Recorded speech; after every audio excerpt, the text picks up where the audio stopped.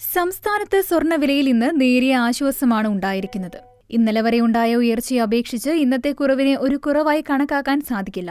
ഇന്നലെ ഗ്രാമിന് 110 രൂപ കൂടിയ സ്വർണ്ണവില ഇന്ന് ഗ്രാമിന് 10 രൂപ കുറഞ്ഞ് 8,220 രൂപയിലെത്തി. പവന് 80 രൂപ താഴ്ന്ന് 65,760 രൂപയിലുമായി. സ്വർണത്തിന്റെ ഇന്നലത്തെ നിരക്കനുസരിച്ച് ഗ്രാമിന് 8,230 രൂപയും പവന് 65,840 രൂപയുമാണ് സർവ്വകാല റെക്കോർഡ്.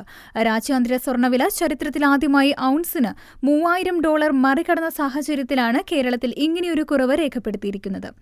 രാജ്യാന്തര സ്വർണ്ണവില ആദ്യമായി ഔൺസിന് $3,000 ഭേദിച്ചു.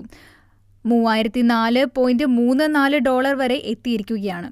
ഇതോടെ ഇന്ന് കേരളത്തിൽ വില കുതിക്കുമെന്നാണ് കരുതിയിരിക്കുന്നത്. എന്നാൽ രാജ്യാന്തര വിലയിലെ റെക്കോർഡ് മുതലെടുത്ത് നിക്ഷേപകർ വൻതോതിൽ ലാഭമെടുപ്പ് നടത്തിയതോടെ വില $2,979 താഴ്ന്നു. ഇതാണ് ഇന്ന് കേരളത്തിൽ വില കുറയാൻ സഹായിച്ചത്. ഇന്ന് വില താഴ്ന്നെങ്കിലും സ്വർണ്ണവിലയുടെ തേരോട്ടം അവസാനിച്ചെന്ന് കരുതാനാവില്ലെന്നാണ് നിരീക്ഷകർ പറയുന്നത്.